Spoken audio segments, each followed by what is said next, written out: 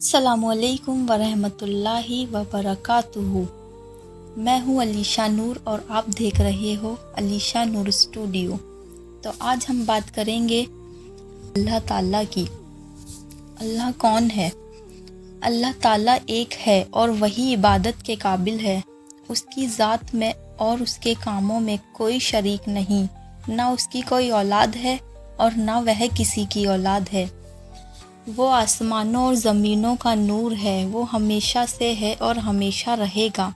اس کو نہ نیند آتی ہے نہ اونگ۔ آسمانوں اور زمینوں میں جو کچھ ہے سب اسی نے پیدا کیا، بغیر اس کی مرضی کے کوئی اس کے سامنے کسی کی سفارش بھی نہیں کر سکتا۔ جو کچھ ہونے والا ہے اور جو کچھ ہو چکا ہے سب اس کو معلوم ہے۔ آسمانوں اور زمین میں کوئی چیز ایسی نہیں جو اس کے علم میں نہ ہو۔ وہ اس کا انتظام کرنے سے تھکتا نہیں۔ آسمانوں اور زمین میں جو چیز ہے وہ سب اسی کی تعریف اور پاکی بیان کرتی ہے۔ وہی پیدا کرتا ہے، وہی موت دیتا ہے اور وہی موت کے بعد قیامت کے دن پھر سے زندہ کرے گا۔ اللہ سب کچھ کر سکتا ہے، اس کی مرضی کے بغیر کوئی کچھ نہیں کر سکتا۔ جہاں کہیں ہم ہوتے ہیں وہ ہمارے ساتھ ہوتا ہے۔ وہ ہمارے دلوں کی بات بھی جانتا ہے۔ وہی سب کو رزق دیتا ہے، جس کو چاہے تھوڑا اور جس کو چاہے بے حساب۔ اس کے اختیار میں ہے، جسے چاہے سلطنت دے، جسے چاہے سلطنت چھین لے، جسے چاہے عزت دے، جسے چاہے ذلت دے۔ دین و دنیا کی سب بھلائیاں اسی کے ہاتھ میں ہیں۔ وہی اولاد دیتا ہے، جسے چاہے بیٹے دے یا جسے چاہے بیٹیاں دے۔ اسی نے آسمان، سورج، چاند، تارے، زمین اور ان کے درمیان جو کچھ ہے سب کو ہماری خدمت پر لگا دیا ہے۔ اسی نے ہماری اچھی اچھی صورتیں بنا دی۔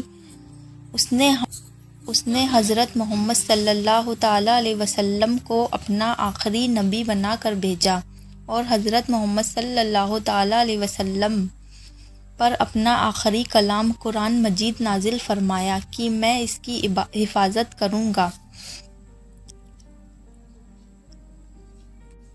ہم کو بتایا کہ ہم خود بھی قرآن مجید پڑھتے رہیں اور دوسرے لوگوں کو بھی سمجھاتے رہیں۔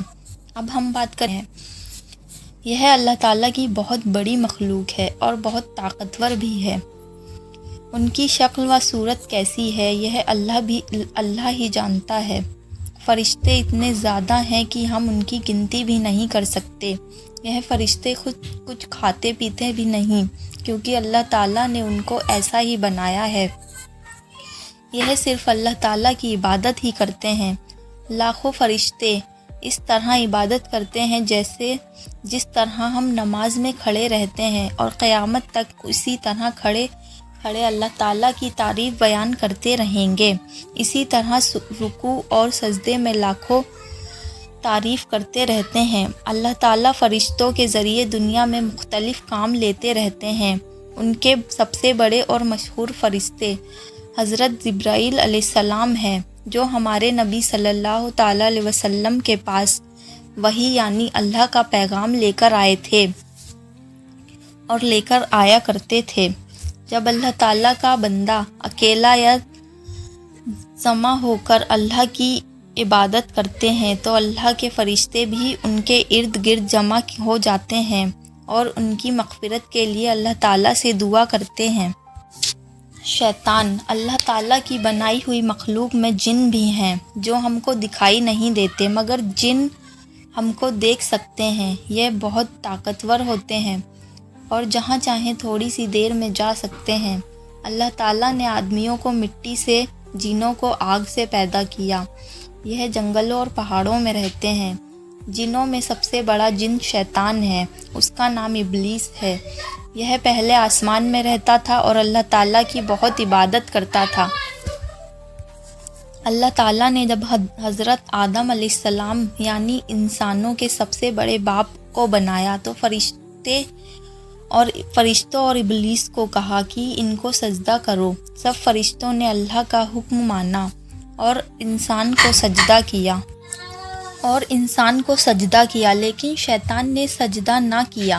اللہ تعالیٰ نے فرمایا کہ جب میں نے تجھ کو حکم دیا تو کس وجہ سے تو نے سجدہ نہ کیا؟ شیطان نے کہا، میں اس سے اچھا ہوں، مجھ کو آپ نے آگ سے بنایا ہے اور اسے مٹی سے بنایا ہے۔